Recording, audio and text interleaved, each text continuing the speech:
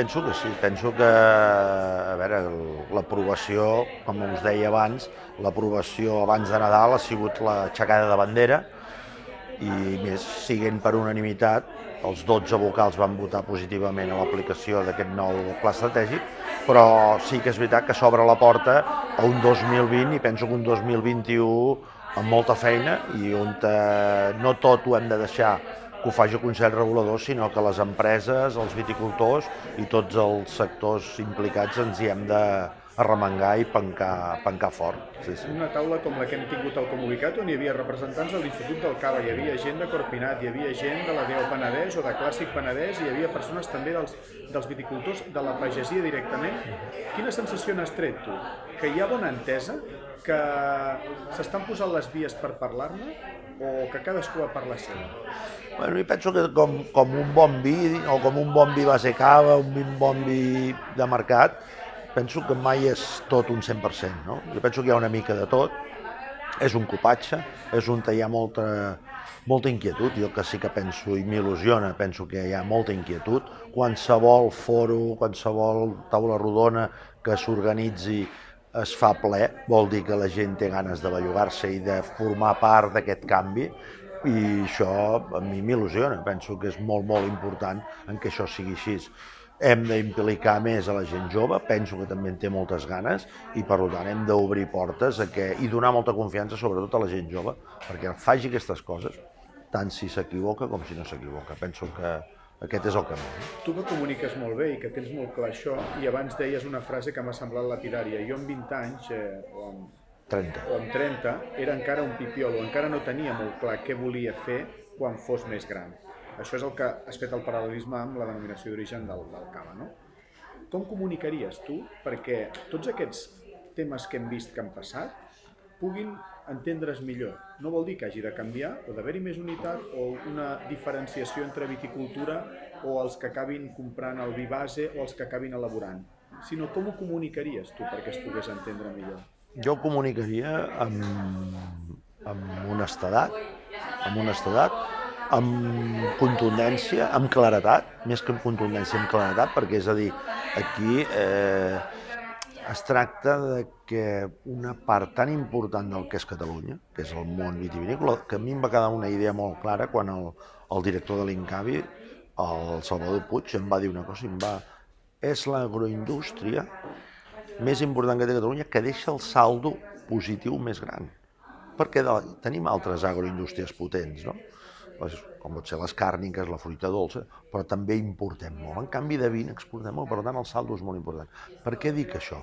Doncs què vol dir? Que el pes que té aquesta agroindústria tan important en el nostre país ha de fer que la comunicació ha de ser molt clara, ha de ser una comunicació honesta, que crec que sempre ho és, però no, com això vull dir, no anar a buscar el titular fàcil, perquè de vegades, pel que ens deien també comunicadors, la gent busca la crítica, la part negativa. Jo penso que ens hem de sentir orgullosos d'aquest sector que té aquest pes, però després de comunicar d'aquesta determinada manera, també ha de ser una comunicació freqüent. És a dir, ha de formar part de la nostra premsa generalista, ja que aquest pes que té aquest sector és tan important, donem-li aquesta importància en la comunicació també. I a la taula que es parlava de primer, abans de comunicar-ho, has de saber molt bé què vols comunicar. Creus que encara hi ha un debat sobre què ha de ser el cava o com hem d'explicar-lo al cava? O qui més qui menys tothom ho té clar, però hi ha algunes diferències de qualitats o de territoris o de preus que no són tan importants en un missatge general? Creus que encara hi ha d'haver-hi debat? Jo penso que ara ja estem amb el camí indicat, no? Penso que si una de les virtuts que té el cava, i penso que d'això n'hem de treure pit tots plegats, és que té un ventall molt ampli de cara al consumidor, que com també saps, sempre li dic que és sa majestat el consumidor, no? I penso que pots trobar caves, inclús hi ha caves que van sortir de la DO, o han anat a Clàssic, o han sigut Corpinat, que es van fer grans davant del cava o dins del cava. És a dir, què passa? Que un consumidor que no té un poder adquisitiu pot consumir caves de 5-6 euros, però també en pot consumir de 70. Llavors, jo penso que aquest marc que es va aprovar abans de Nadal, aquest marc ha de fer possible que convisquin diferents estratègies, diferents maneres de treballar el producte, perquè aquesta és la marca, és Cava, i que dintre d'això faci que el consumidor pugui triar i remenar.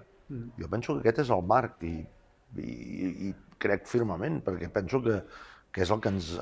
Jo també soc consumidor, és el que a mi em farà disfrutar més. I la part de la zonificació que li pot acabar de donar aquell ànima que presentaven els pagesos, no? Totalment d'acord, totalment d'acord. Li donarà ànima, li donarà l'origen.